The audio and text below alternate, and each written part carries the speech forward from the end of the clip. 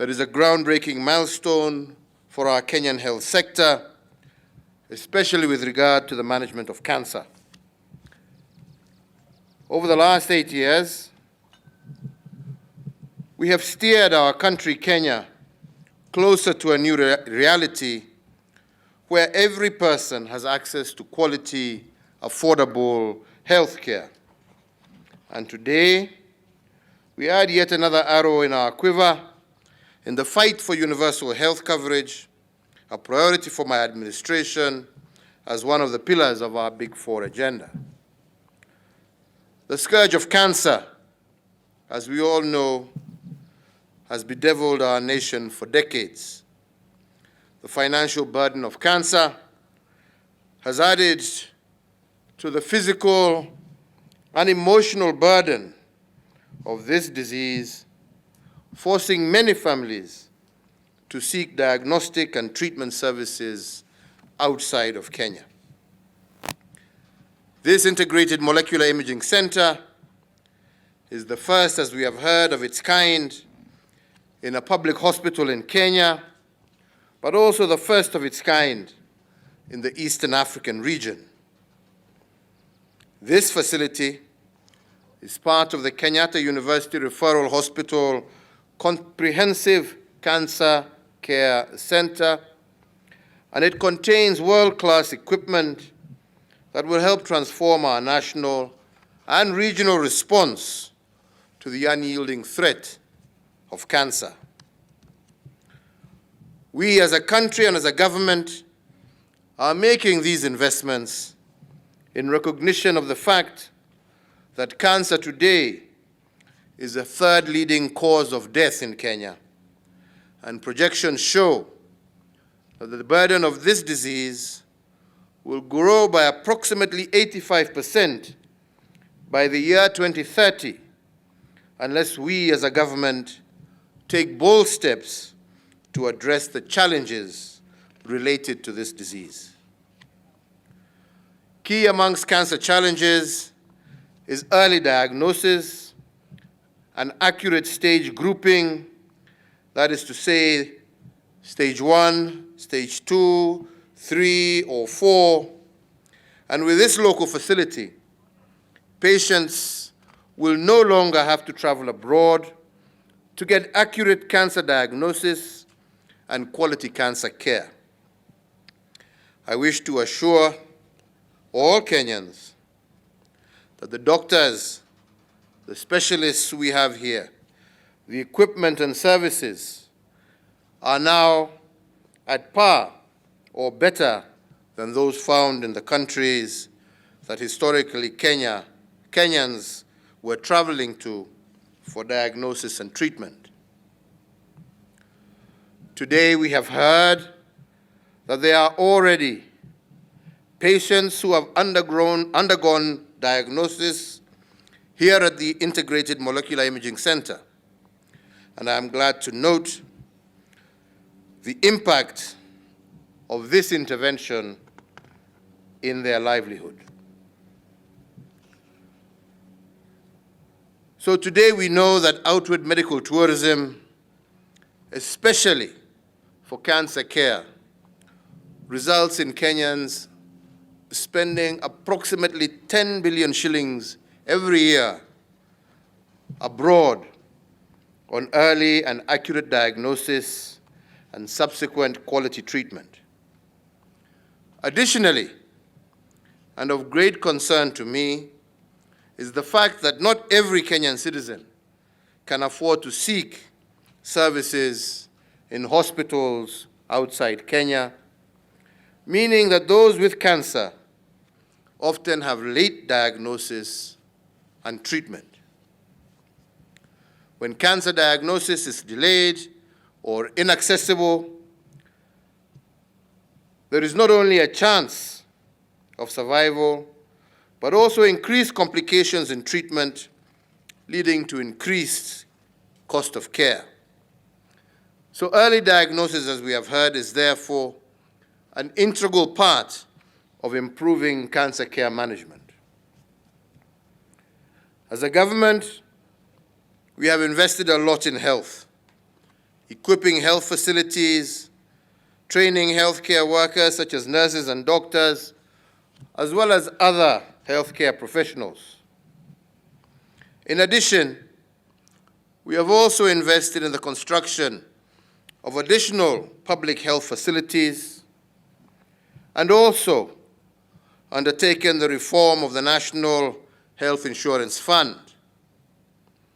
All these efforts are to ensure that Kenyans access quality and affordable health care here at home.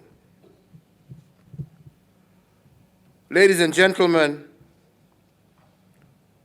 the government has launched several initiatives specifically addressing cancer care. In July of 2020, we launched the new cancer control strategy, and additionally, the Ministry of Health has also proposed a nationwide lifestyle modification campaign. To fortify this intervention, we also rolled out the Breast Health Awareness Campaign, which aims to improve access to breast cancer care in our country.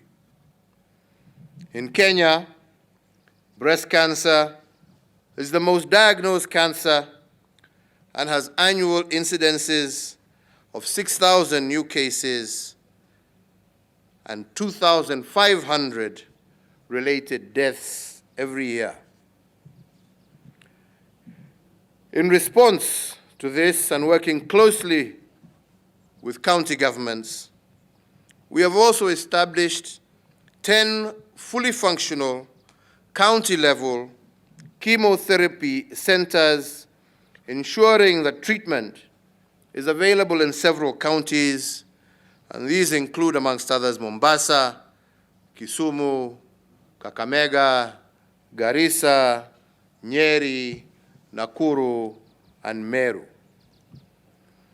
We have also developed and disseminated the National Cancer Screening Guidelines to all counties, and we continue to encourage screening and provide annual cervical cancer screening services. And we urge all eligible women to take advantage of the healthcare facilities, which include maternity and nursing homes, Level 4 facilities, such as the sub-county hospitals, county referral hospitals, and Level 6 facilities. My administration continues to make remarkable progress in addressing affordability of healthcare services through, as I said, the repurposing of NHIF. Under this framework, NHIF will cover diagnostic tests at the Integrated Molecular Imaging Center here at KU Hospital. And as I said earlier, these are the tests that Kenyans seek when they travel out of the country. And in fact, the National Hospital Insurance Fund has a series of comprehensive oncology packages that will eliminate the need to travel outside Kenya for cancer care. As an example, as we heard earlier, 6,451 cancer patients benefited from the NHIF oncology package in the financial year 2019-2020. So today I once again urge all Kenyans to secure their health care by registering with NHIF. This medical cover will increase access to healthcare services at affordable rates. The NHIF cover already caters for cancer treatment, including radiotherapy, chemotherapy, brachytherapy, which is an internal radiotherapy treatment that specifically targets tumors in the body, which is also now available here at this referral hospital. So today, ladies and gentlemen, we are not only officially opening the Integrated Molecular Imaging Center, but also the Integrated Molecular Imaging Center Hospitality and Accommodation Center, having the support as we all know, of one's loved ones is also key in the success in conquering cancer. This hospitality and accommodation center will ensure that families can stay close to their loved ones receiving treatment here, while also providing accommodation for outpatients from far afield as they await subsequent rounds of treatment, eliminating the need for long back and forth journeys that levy a heavy toll on their health and also their recovery. So I want to conclude, ladies and gentlemen, by commending all those who have worked diligently over the past 1 year to make this day a reality. I take the opportunity to thank the hospital's board of directors, the hospital management, all the contractors, the equipment suppliers, GE, and all of them, and all members of staff for their tireless efforts. And I also laud the KU Referral Hospital for the immense contribution to our administration's commitment to the transformation of our health delivery systems. This contribution is a pointer to the level of excellence that we should expect from all our public hospitals across the country. As I close, let me say that as a country, we will keep our focus on the reduction of cancer cases, while at the same time enhancing survivorship rates. I therefore look forward to seeing the continued growth of Kenyatta University Teaching, Referral, and Research Hospital. We have agreed that we will be here in January for the CyberKnife. Good. As well as other healthcare institutions across our country, and we urge them all to continue meeting our objective of ensuring that Kenyans have the best possible health care at the most affordable price.